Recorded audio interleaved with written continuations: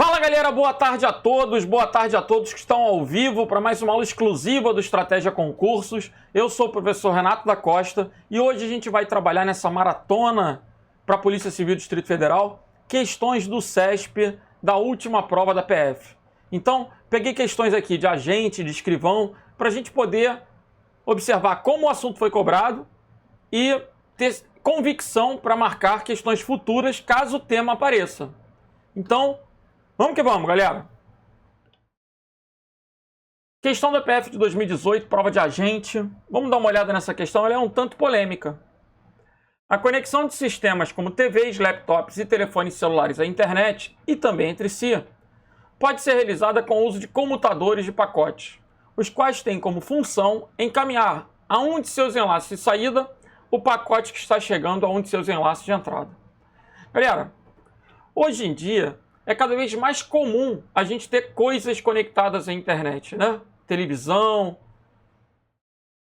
É possível ter um ar-condicionado, é possível ter uma geladeira. Para quê? O ar-condicionado para que você possa, no caminho de casa, já pelo celular, ligar o ar e colocar a temperatura para o ambiente já ir refrigerando quando você chegar tá geladinho. É possível. Esse assunto, inclusive, está explícito no edital da PRF, né, que é a parte de internet das coisas. Cada vez mais a gente tem coisas conectadas à rede, sensores, dispositivos, alarmes, enfim, mecanismos de segurança, câmeras. Então, voltando, a conexão de sistemas como TVs smart, laptops, telefones celulares, smartphones, pode ser realizada com o uso de comutadores de pacotes. Bom, aqui é que pega, né? Por quê? Lá na aula de redes, vocês aprenderam que existe uma topologia chamada estrela, que tem equipamentos como hub ou switch. Aí a gente aprende que o hub é um concentrador de conexões, mas que não faz comutação, porque ele funciona como uma barra. Logicamente, ele trabalha como um barramento. Já o switch é chamado de comutador. Qual o conceito de comutador? Ah, pessoal, sempre que a informação passa por nós intermediários para chegar ao destino, ocorre a chamada comutação. Então, por exemplo, quando eu mando uma informação através da internet, se eu quiser mandar uma informação para o Manuel, que está lá em Portugal, ora bolas, não existe um fio direto da minha casa me conectando a Portugal. O meu pacote vai passar por vários roteadores, até chegar ao destino. Então, esse processo onde a informação passa por várias centrais, passa por vários equipamentos roteadores, vários pontos de presença, já caracteriza a comutação. A internet, inclusive, é uma rede que a gente chama de comutada em pacote. A internet trabalha com comutação de pacote. E qual é o equipamento que faz isso? É o roteador. Olha que coisa interessante, pessoal. O switch é de fato chamado de comutador, mas o switch padrão, que é o Layer 2, camada 2, trabalha com a camada de enlace, ele vai comutar o que a gente chama de quadros, o que a gente chama de frames. Esse switch cabeado padrão, Layer 2, comuta quadros ou frames. Agora, qual é a evolução do switch? É o roteador. Eu posso dizer que o roteador é um comutador? Claro que eu posso. Até porque qualquer informação na internet se dá através de comutação. Que comutação? De pacotes. Porque os pacotes são os pacotes IP, associados à camada de rede. Diferentemente do switch, que está associado à camada de enlace, do concentrador, que está na camada física. O hub é um equipamento da camada física, o switch é um equipamento da camada de enlace. O roteador é um equipamento da camada de rede. Era muito mais fácil o examinador ter colocado roteador. Se ele colocasse roteador, ninguém errava, porque vocês têm isso em casa. Em casa a gente tem um equipamento que é um modem, muitas vezes integrado com roteador, que oferece o Wi-Fi para a gente poder acessar sem fio a internet. O roteador, diferentemente do switch, ele pode ser com fio ou sem fio.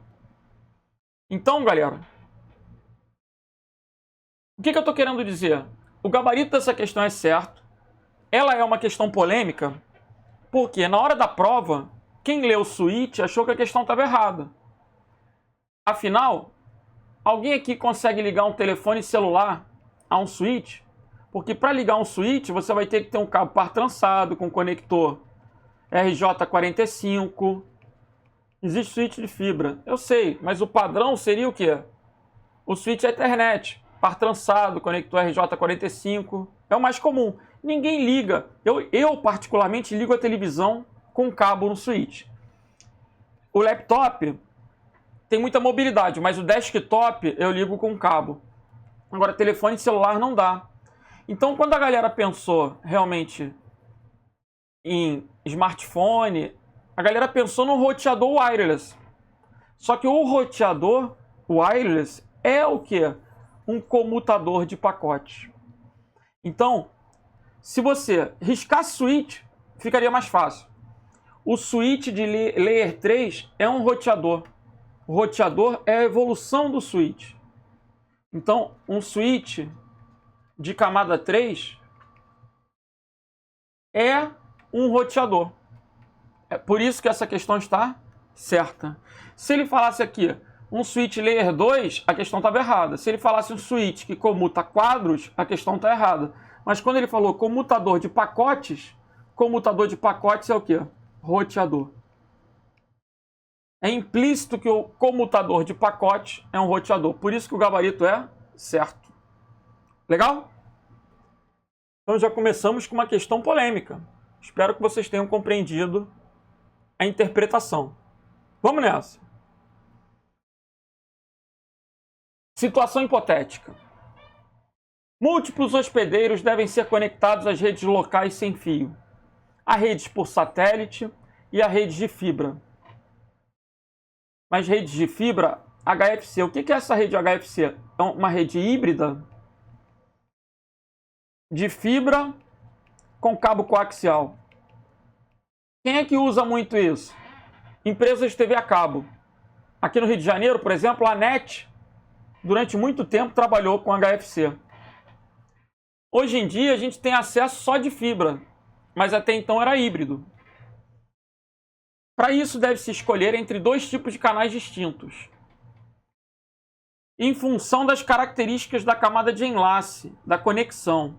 A gente pode trabalhar com difusão ou com uma transmissão ponto a ponto. A transmissão ponto a ponto é aquela direta entre um par. E a difusão, broadcast, é aquela que vai para todo mundo. Galera, pensa comigo. Quando ele coloca aqui, LANs sem fio. LANs sem fio, que é o Wi-Fi. Pensa comigo, será que o Wi-Fi trabalha ponto a ponto ou com difusão? Nós sabemos que o roteador Wi-Fi tem uma antena. Essa antena, ela transmite em uma única direção ou em todas as direções? Eu posso pegar meu laptop e ficar andando dentro de casa? É possível. Por que é possível? Porque a antena é omnidirecional, então ela transmite em todas as direções. E qualquer equipamento que estiver dentro daquele raio de cobertura vai receber aquele pacote. Sendo que se ele é endereçado para mim, os outros não vão, a placa de rede não vai deixar o pacote entrar, né? Vai descartar o pacote para que não haja overhead, para que não haja um processamento desnecessário, inclusive. Então, as redes Wi-Fi, elas trabalham em difusão. O mesmo vai acontecer, pessoal, com a televisão, com rádio AM, FM. É característica do rádio transmitir em difusão. Diferentemente da micro-ondas. Micro-ondas a gente consegue trabalhar de maneira muito direcional. Mas rádio, comumente, trabalha em quê? Em difusão. Você vê a Rede Globo, bota lá uma emissora, né? Na verdade, tem uma antena gigante aqui no Rio de Janeiro, no alto do morro, no Sumaré, para poder transmitir. Em Brasília tem um prédio chamado Rádio Center, né? Onde ficam as antenas de TV, transmitindo as antenas de rádio, transmitindo propagando aquele sinal, né? Por tantos quilômetros. Em difusão, qualquer aparelho com um receptor e a anteninha vai conseguir assistir o canal, vai conseguir sintonizar a rádio. Então, o rádio comumente trabalha com difusão. O satélite, idem. E as redes de fibra? Rede de fibra com cabo coaxial. Essas redes HFC, elas têm uma topologia chamada barramento. Normalmente, a NET passa a fibra no poste e conecta os equipamentos à fibra com cabo coaxial. Então, é uma espécie de enlace multiponto. É uma fibra só, na rua, no bairro, e os equipamentos conectados a essa fibra com cabo de antena, com cabo de TV. Formando essa ideia de quê? De barramento linear, né? Então, também trabalha com difusão. Por isso essa questão está certa. Difícil? É um pouco. Nessa situação, deve-se fazer a conexão dos hospedeiros por meio de difusão. A questão está certa. Você tem que entender que a transmissão sem fio é feita em broadcast. Por isso que no Wi-Fi, enquanto uma máquina está transmitindo, as outras têm que ficar esperando. Existe um protocolo chamado CSMA-CA, que controla o acesso. Para que uma máquina possa transmitir, é como se ela tivesse que levantar o dedo. Aí, quando ela receber a autorização do ponto de acesso, ela inicia a transmissão. Eu tenho uma comunicação half duplex.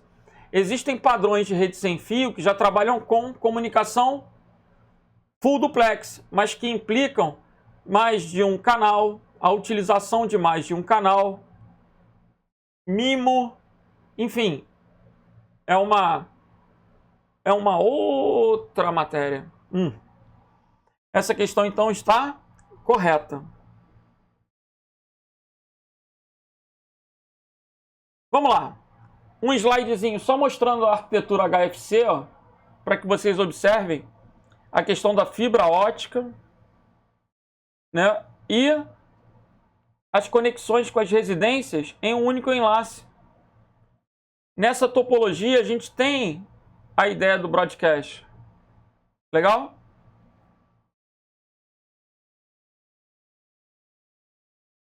Mais uma questão da PF. Vamos que vamos. As redes de computadores podem ser classificadas pela sua abrangência. Em rede local, essa é para levantar o moral, né, pessoal? Rede local, LAN house, computadores dentro de um mesmo espaço geográfico, dentro de uma casa, dentro de um prédio, uma empresa. LAN. MAN, rede metropolitana. Aí você tem que pensar em algo em torno de 10 quilômetros.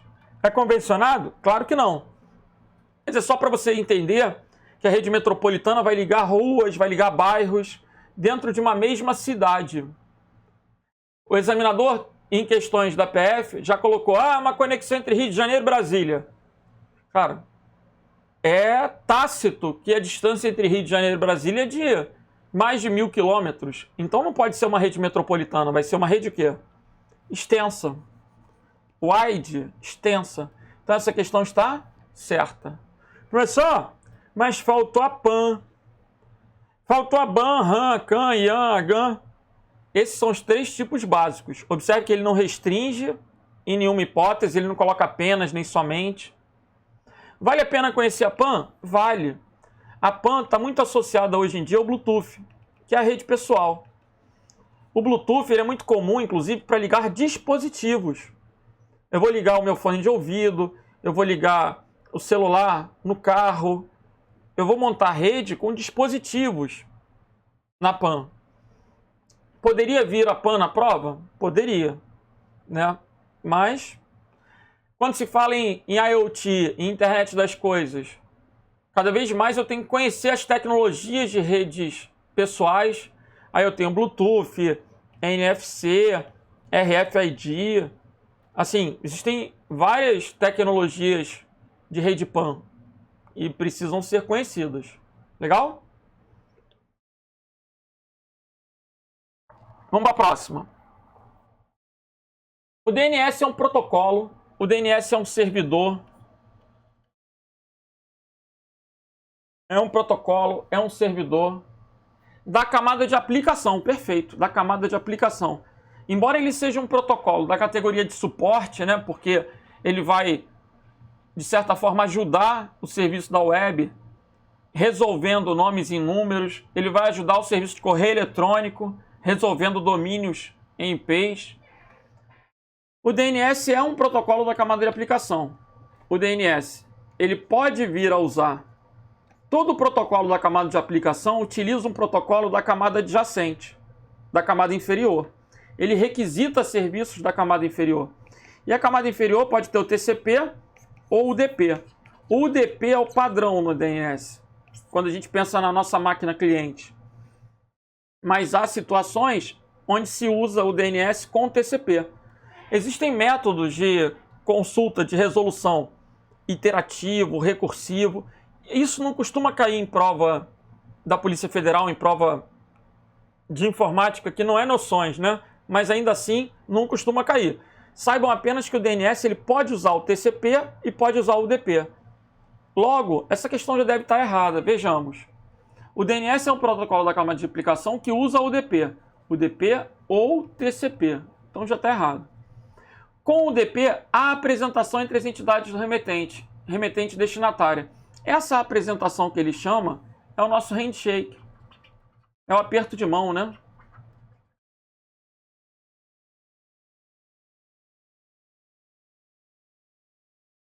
Pessoal, o UDP não faz isso.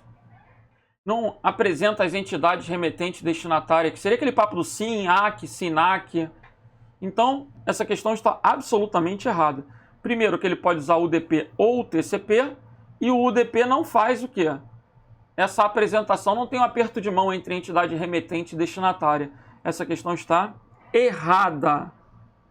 Legal? Agora, uma questãozinha de Python. Galera, considere o programa a seguir na linguagem Python. O que eu tenho aqui? Se 5 maior que 2, imprima verdadeiro. O problema é que a sintaxe... O que é a sintaxe? É a maneira de escrever. A sintaxe é a maneira de escrever, a estrutura. A sintaxe do programa está correta? Não, está errada. Por que ela está errada? Deveria ser if 5 maior que 2, 2 pontos. Esse print tinha que estar com uma indentação, ele tinha que estar com recuo à direita para que ele pudesse ficar dentro do if. Não vai dar erro se eu colocar o print do lado de fora. Se eu colocar o print na mesma linha. Sendo que perde o sentido. Por quê? Inclusive, essa ideia de colocar as chaves dá a ideia do bloco. O bloco de comandos que o if vai executar. Sendo que, em Python, esse bloco não tem chaves. Ele é delimitado pela indentação. Então, o correto seria colocar if 5 maior que 2, 2 pontos. Print true. Podendo ser aspas duplas ou aspas simples. E aí, galera, essa indentação é esse espaçozinho aqui, ó. Vai delimitar qualquer comando que eu venha colocar embaixo, se tiver dentro dessa indentação, está dentro do if. Se eu colocar alguma coisa mais à esquerda, já saiu do se, saiu do if. Ok? Então essa questão está errada. Professor, vale a pena estudar Python? Galera da PCDF, vale a pena. Por quê? Não tem nem a data da prova ainda? Ou tem? Especula-se em abril, né? De qualquer maneira, eu acho que vale a pena. Pelo menos que vocês assistam as minhas videoaulas. Porque o que costuma cair de Python é bem elementar, é bem básico. Não precisa ser um programador exímio. Precisa só acertar a questão na prova. Vocês vão observar que caíram 2 questões nas provas da PF. E as 2 eram tranquilas. Então, vamos matar as questões de Python com segurança? Vamos. A sintaxe do programa está correta? Não. A sintaxe está errada. Quando executado, ele apresentará o resultado true. Gente, 5 é maior que 2. Então, teoricamente, vai retornar verdadeiro e ele ia mostrar o print. O problema todo é o quê? A sintaxe está errada. A sintaxe correta foi escrita ao lado. Ok? Vamos que vamos. Mais uma questão de Python, mais uma questão errada. Ainda que eu tenha a estrutura for, que seria o para, né, para x em letras. Então, uma hora ele vai imprimir P, uma hora ele vai imprimir F, né, porque eu tenho dois elementos dentro dessa lista. Na verdade, ainda, esse uso de 2 sinais de igual aqui também está errado. Porque para atribuir esses elementos à lista letras, ao objeto letras, deveria ser um único sinal de igual. O sinal de igual, ele recebe 2 sinais de igual, representam a igualdade. Não entendi.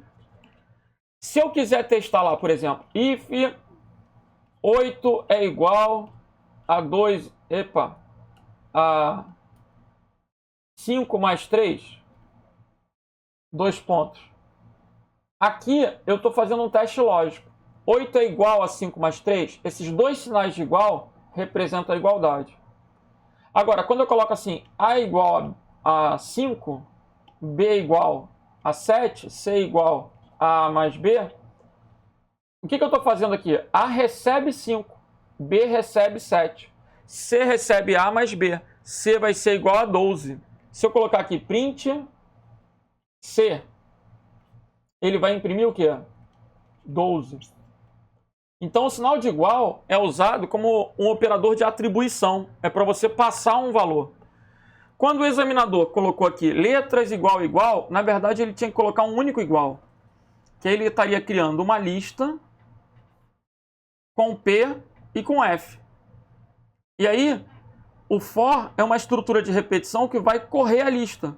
Mas a gente já aprendeu, ó, que não tem esse papo de chaves, que o print tinha que estar alinhado com uma indentação, que é o nome que a gente dá nesse recuo à direita. Então a sintaxe desse programa também está errada. Foi outra questãozinha da prova de agente de Polícia Federal. Ok? Professor, está faltando coisa no slide. Está faltando, mas de qualquer forma eu sei que está errado, porque a sintaxe está errada. Ainda bem. Vamos lá. Prova de escrivão. URL. O que é o URL? O endereço de um recurso na rede, né? O endereço exclusivo de um recurso na rede. Ela tem um padrão. Como é que é a URL? Protocolo, 2 pontos, // domínio, 2 pontos, porta, /caminho, /recurso. Eu tenho um padrão. É um endereço virtual. É um endereço virtual, tá beleza, porque eu vou clicar e ele vai abrir alguma informação da internet. Utilizado na web, utilizado em FTP, que pode estar associado a um sítio, a um site. Sítio e site são a mesma coisa. Um computador, um servidor ou um arquivo. Essa questão está certa. O arquivo seria o recurso propriamente dito. É possível que eu coloque lá http estratégia concursos.com.br. Ele vai me associar a um sítio, a um computador, que é o servidor. Agora, quando eu coloco o arquivo, é só botar aqui no final, /aula.pdf. Aí ele está me associando a um arquivo que PDF. Se eu não colocar isso, ele vai abrir a página que a gente chama de homepage, que é um arquivo HTML, por exemplo. Ok? Então essa questão está certa. Vamos para a próxima. A internet pode ser dividida em intranet. Não, já está errado, pessoal. A internet não é dividida em intranet. É possível que a intranet esteja conectada à internet. Mas, inclusive, esse conceito de intranet é um conceito mais moderno. Quando desenvolveram a rede, era a internet. Com o passar dos anos, é que as empresas foram vendo que usar a tecnologia da internet de maneira privada poderia reduzir o quê? Custos, né? Poderia aumentar a produtividade, poderia ser bom para a gestão. Então, a internet pode ser dividida em intranet? Não. São redes distintas. A internet é uma rede. A intranet é outra rede. A intranet é uma rede privada, que nem precisa ter internet. Eu posso fazer numa empresa uma intranet sem internet, porque a infraestrutura dela vai ser proprietária. Só os protocolos que vão ser iguais aos da internet. Os programas vão ser os mesmos. Mas ela não é dividida.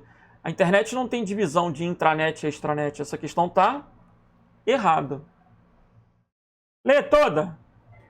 A intranet pode ser dividida em intranet, restrita aos serviços disponibilizados na rede interna de uma organização, e extranet com os demais serviços. Redes sociais, sítios de outras organizações. A questão está errada.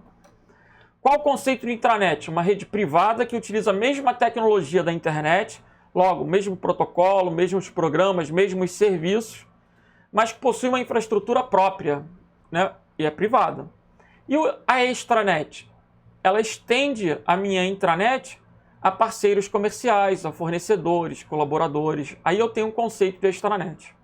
Beleza? Voltando.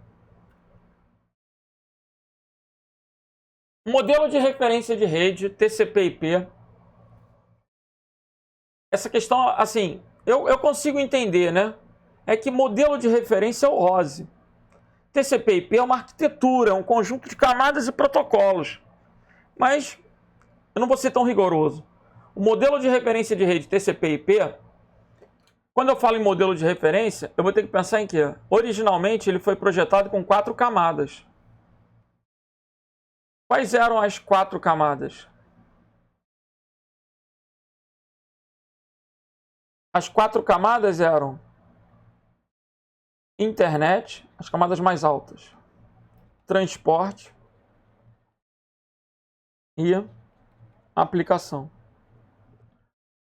E aqui eu tenho a camada interhost.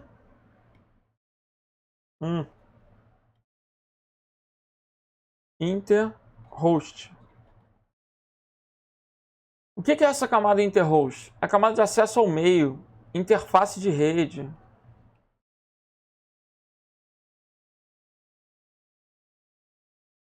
A camada de rede, a camada de transporte e a camada de aplicação. Legal, são as 4 camadas. Agora, o TCP/IP tem 4 camadas e o modelo OSI? O modelo OSI, ele tem 7 camadas. Que a gente decora, quer dizer, eu decoro com uma frase. Qual é a frase? Fui em Roma transportar 6 apresentadores de aplicação. Eu gravei essa frase, na época da faculdade ainda eu gravei essa frase. Fui em Roma transportar 6 apresentadores de aplicação. A Adriana fica brava. Ah, fica. Figueiredo fica. Porque ela fala, professor, fui a Roma. Aí eu falo, cara, mas se eu colocar fui a Roma, meu exemplo não funciona. Então deixa assim mesmo. Fui em Roma transportar 6 apresentadores de aplicação. Não pode? Claro que pode, pô. Licença didática. Não é?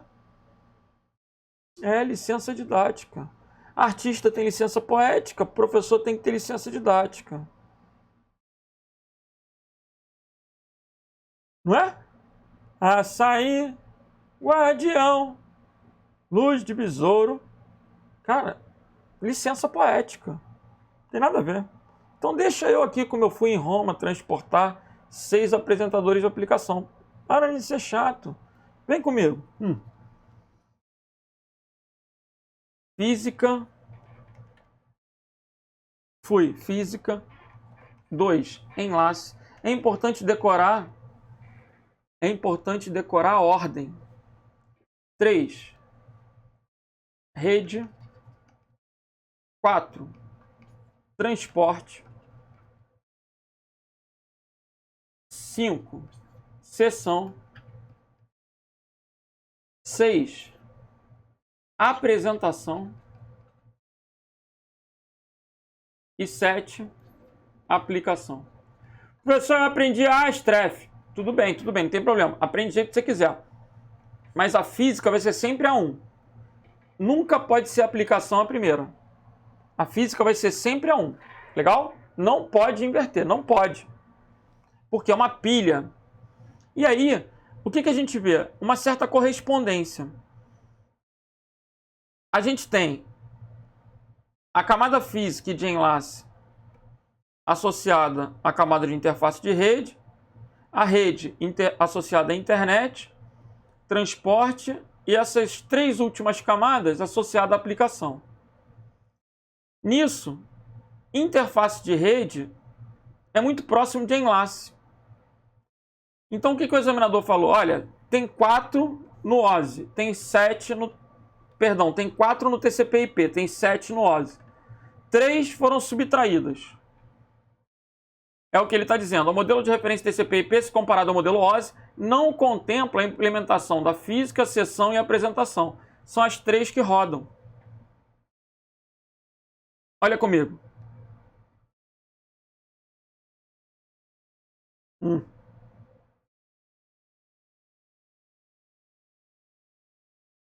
Física, ela some, a apresentação e a aplicação vai juntar. Então essa questão está certa. Vê se conseguiu entender. 7 menos física, seção e apresentação, ficaram 4. Aí corresponde, elas têm equivalência com o TCP/IP.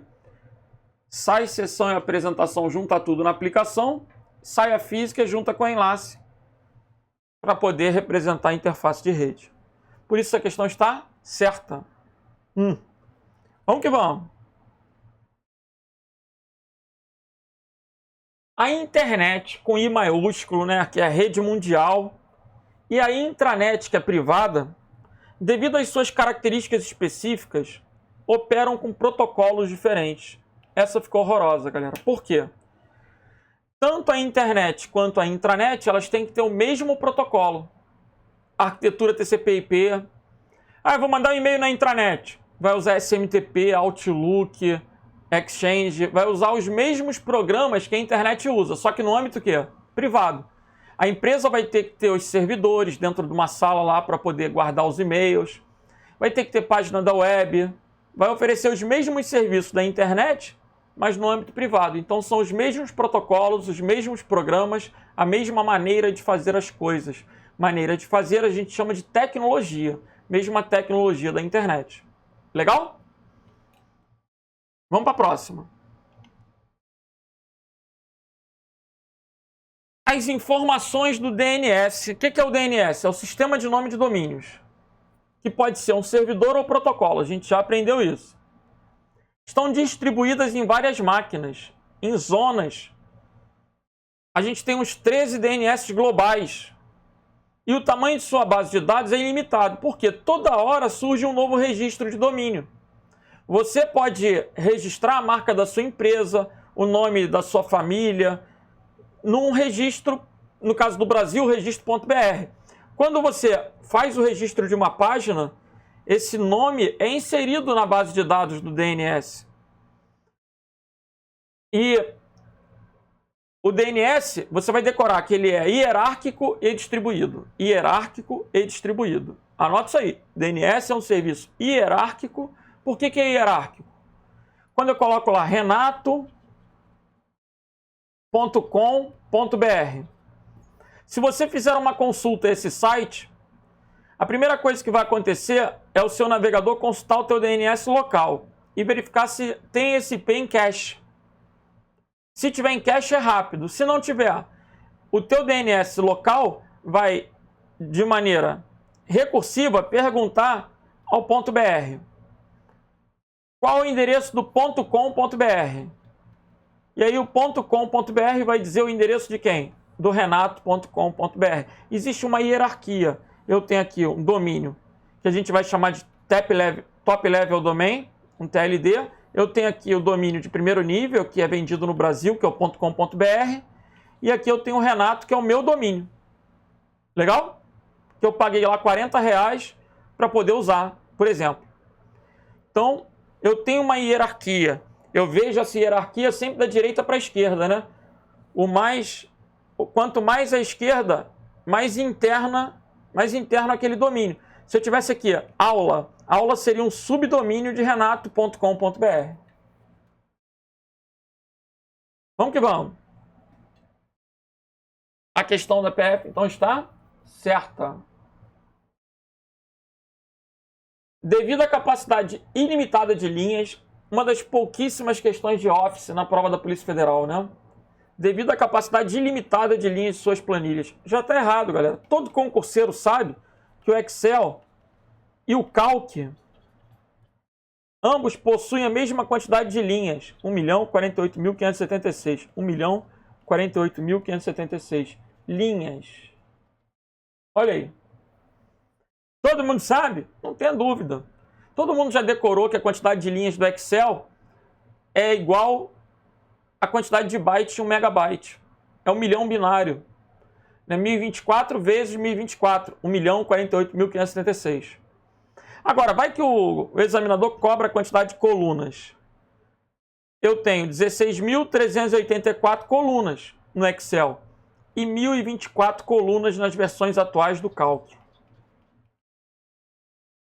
O problema é que as colunas, elas não são intituladas por números, elas são intituladas por letras. Eu tenho a coluna A, B, C. Teve uma questão da FGV que perguntou qual era a 27ª coluna do Excel. Pensa aí. De A a Z eu tenho 26, a 27ª é o quê? A. Aí depois vem a B, a C, a D, e assim vai até a Z, BA, BB, BC, e assim vai até... Galera, se isso cair na prova, não tem como errar. Imagina que tu não sabe isso cair na PF, se tu errar, tu perde 2. Você é um polícia brabo. Tu não sabe. Quando tu não sabe alguma coisa, o que passa na tua cabeça? Se tu é um polícia brabo mesmo, o que passa na tua cabeça quando tu não sabe alguma coisa? Tu pensa, fudeu. Fudeu. De A até fudeu. XFD é o mnemônico para gravar a quantidade de colunas do Excel. Fudeu. Ah, meu senhor, não pode falar palavrão. Mas decora, meu filho, decora. Depois que tu passar na prova, tu pede perdão, se confessa, sei lá. Agora, e no Calc? No Calc você não é mais um cara brabo.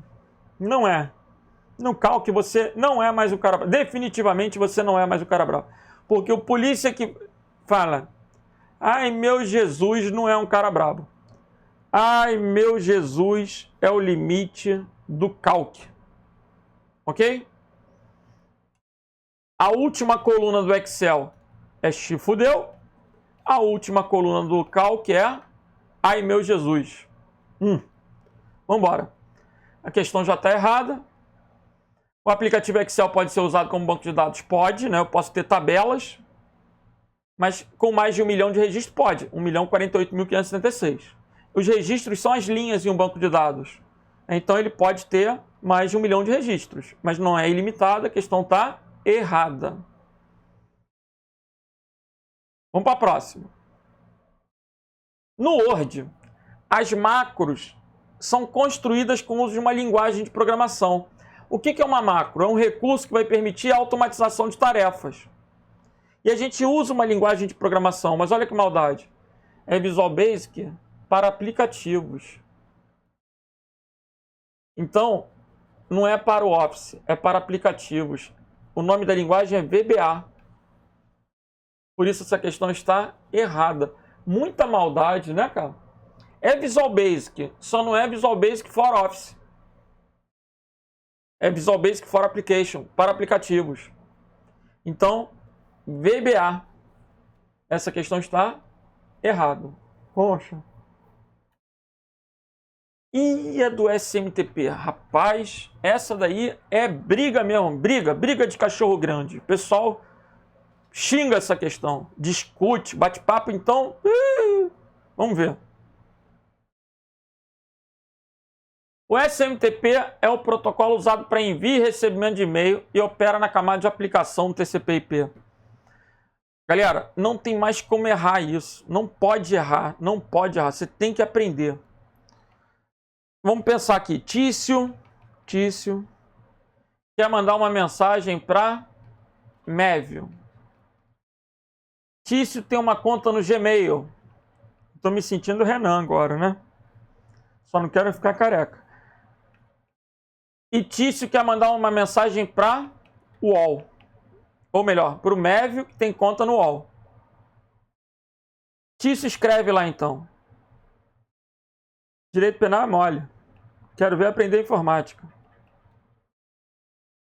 Direito penal é mole.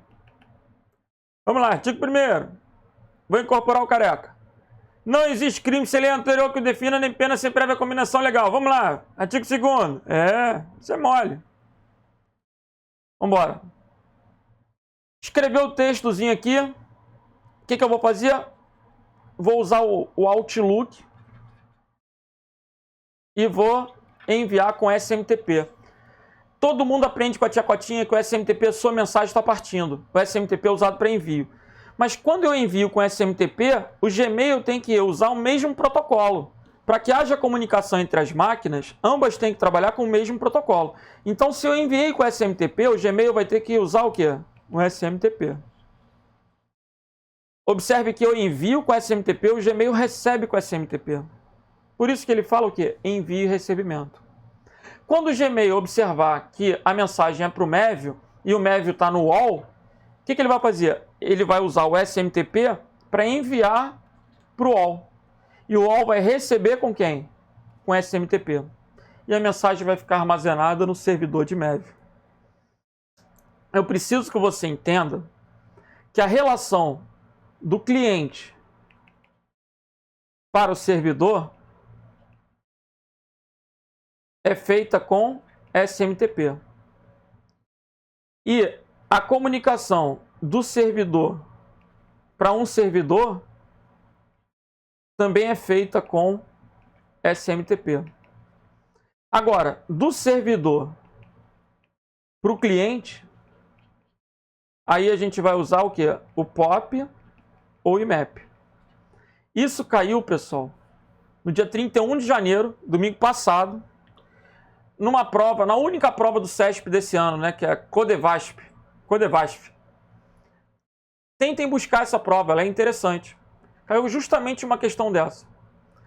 A questão vinha perguntando se o POP fazia transferência das mensagens do cliente para o servidor. E ela está errada. Do cliente para o servidor é envio. Quem faz o envio é o SMTP. Agora, do servidor para o cliente é o download. Aí eu vou fazer com POP, com IMAP. Ok? O POP e o IMAP, eles são usados aonde? Para fazer o acesso à mensagem que já foi recebida, né? Ele já me mandou o e-mail está na minha caixa postal, eu preciso acessar o e-mail.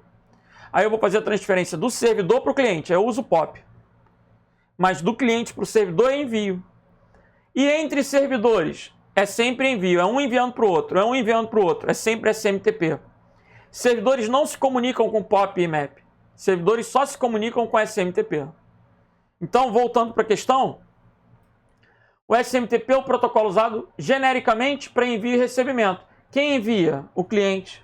Quem recebe? O servidor. O servidor recebe.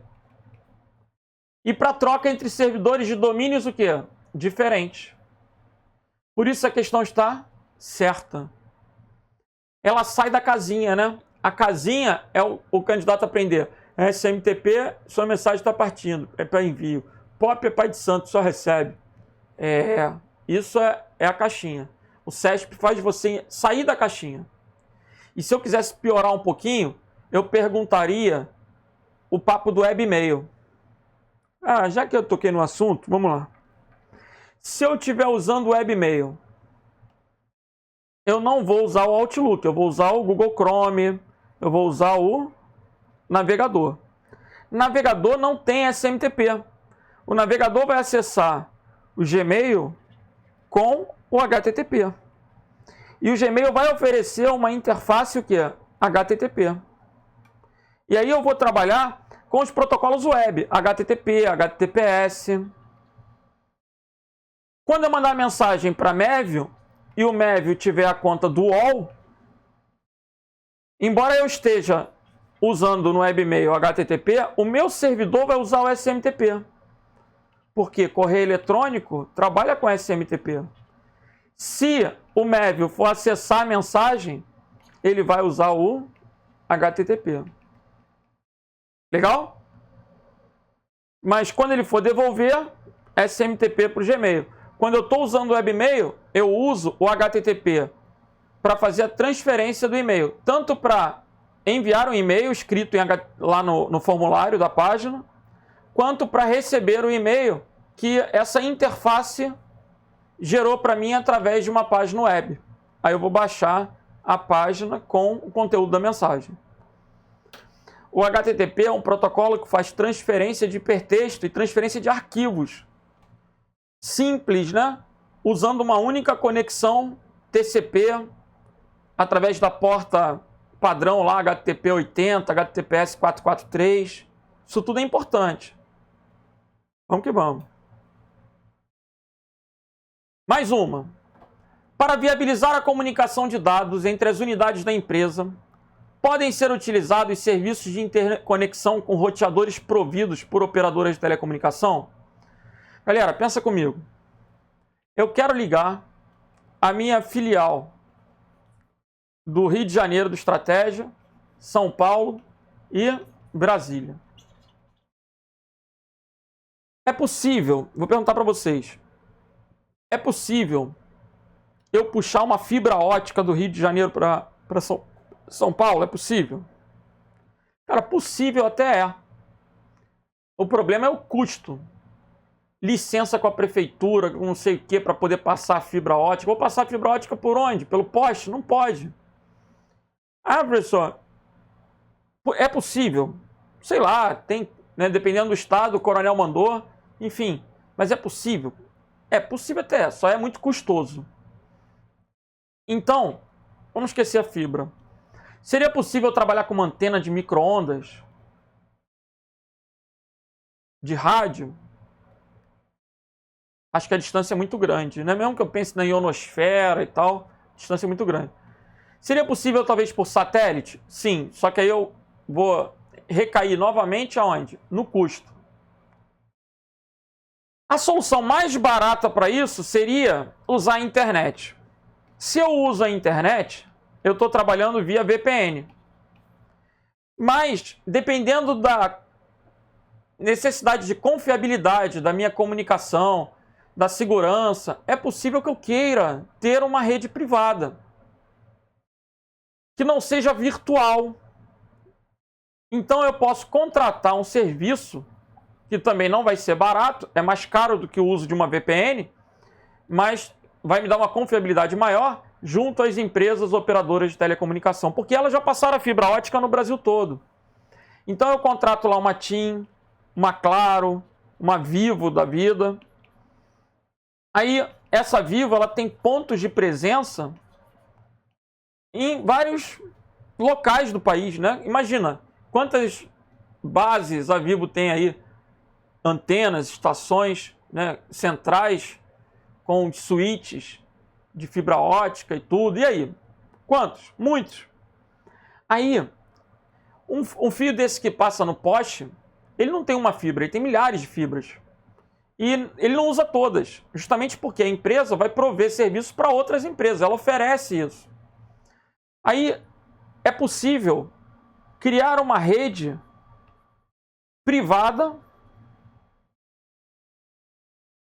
usando a infraestrutura da... Olha lá. Usando a infraestrutura da operadora de telefonia. Um exemplo de tecnologia que pode ser empregado para isso chama-se MPLS. No edital, fala sobre redes WAN. A MPLS é uma tecnologia que vai permitir que você crie um circuito, uma comutação de circuito virtual. Vai oferecer um serviço com maior segurança, maior confiabilidade, porque não vai usar a internet propriamente dita. Vai usar a infraestrutura da própria operadora de telecomunicação. Então, essa questão é o quê? Correta. Acho que valeu a pena introduzir o assunto.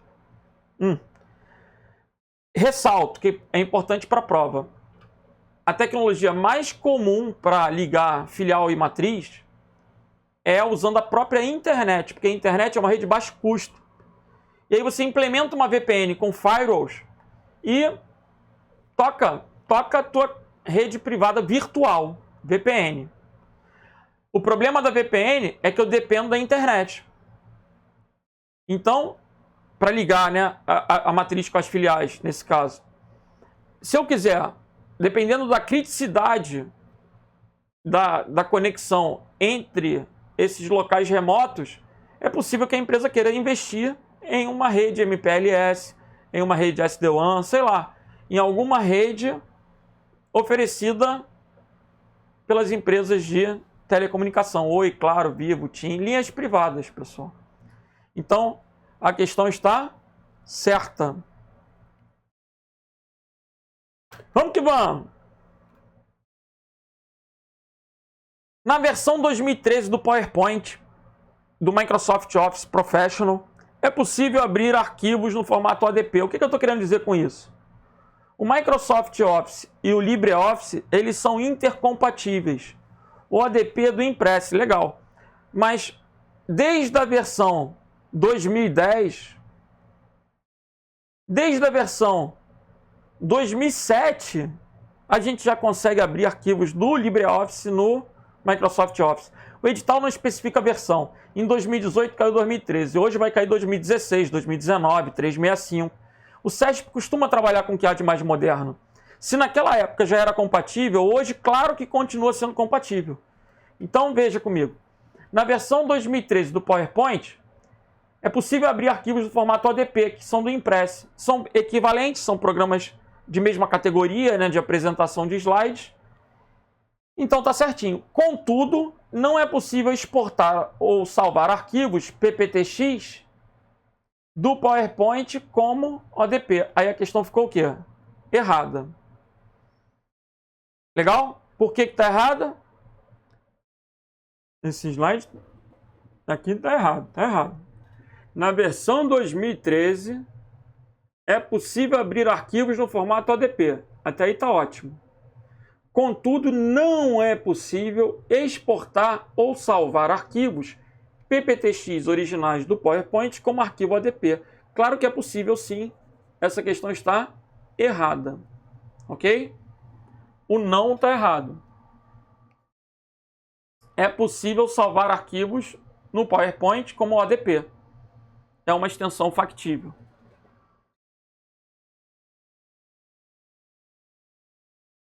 Vamos que vamos! Se para enviar e-mails sem precisar gerenciar recursos adicionais voltados ao software de e-mail e sem precisar manter os servidores e sistemas operacionais nos quais o software de e-mail estiver sendo executado, os gestores optarem por um serviço de e-mail em nuvem embasado em webmail. Eles deverão contratar para esse serviço um modelo de computação em nuvem do tipo plataforma. E aí, galera? Vejam. A gente tem 3 modelos de serviço: infraestrutura, plataforma e software. Infraestrutura, plataforma e software. Infraestrutura oferece o quê? A criação de instâncias. O que são instâncias? São máquinas virtuais, onde eu vou poder escolher o processador, eu vou poder escolher o quanto de memória, disco, conexão com a internet, aquela minha instância vai ter. Um exemplo de serviço de infraestrutura é a EC2 da Amazon. Agora, plataforma A gente tem, por exemplo, o Windows Azure. Eu falo Azure. Fala do jeito que quiser. O Windows Azure.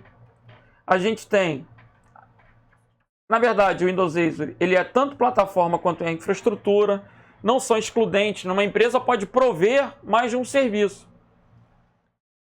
Nessa estrutura, na plataforma, você vai poder desenvolver uma aplicação. Eu poderia criar um webmail na plataforma, mas ele está dizendo aqui no início, sem precisar gerenciar recursos voltados ao software de e-mail, sem precisar manter os servidores e sistemas operacionais no quais o software de e-mail estiver sendo executado. Ele não quer ter trabalho, ele quer pegar uma solução pronta de webmail. Soluções prontas são exemplos de software como um serviço. Por isso a questão está errada. Tudo que for solução pronta é exemplo de SaaS. E aí eu quero destacar o seguinte. O que eu posso considerar como SaaS? Eu posso considerar o Office 365, que vai ter Word, Excel, PowerPoint, OneNote, Outlook, tudo o que? Online. Eu posso considerar o Google Docs. Eu posso considerar o Webmail. Eu posso considerar o Prezi, que é um programa que concorre com o PowerPoint para apresentações eletrônicas. E agora, vou tocar no vespeiro, hein? Eu posso considerar o Dropbox, o Google Drive e o OneDrive como exemplos de SaaS. Legal? Esse é um vespeiro porque eu sei que tem colegas que vão colocar o OneDrive como infraestrutura, mas está equivocado.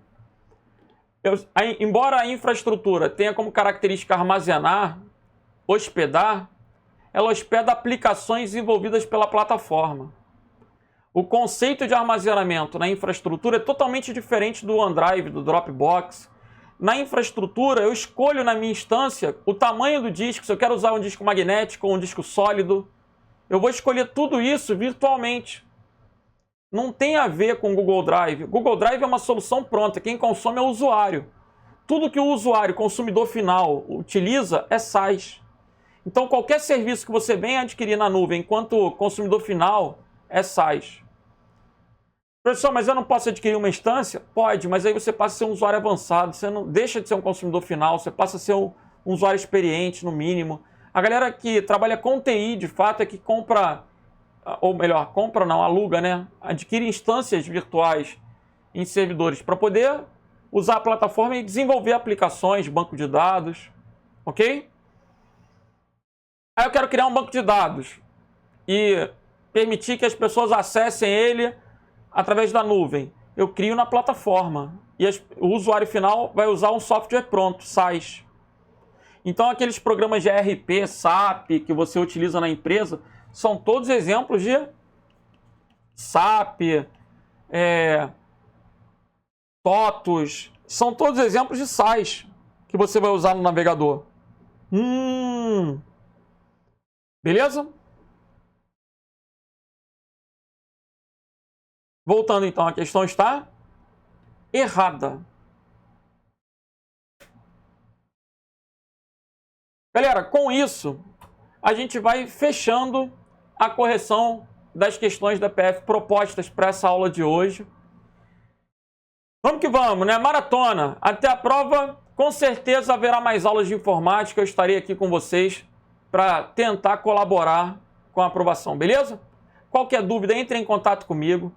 Eu peço que vocês sigam a mim e ao professor Diego Carvalho nas redes sociais. O meu Instagram é prof.renatodacosta. E o Diego Carvalho é o professor que faz os melhores PDFs do Estratégia, hein? Sem modéstia, galera, ele é muito bom. Vou falar outra coisa. Professor Diego Carvalho. O Diego Carvalho, ele não grava videoaula. Ele é tímido. Então, tem gente que acha que ele não existe. Existe, ele existe. Sigam o Diegão no Instagram. Sigam a mim também no Instagram. Sigam no YouTube, tem várias videoaulas bacanas no YouTube. E galera, até a prova. Vamos junto até a posse. Um grande abraço para todos. Fiquem com Deus. Valeu!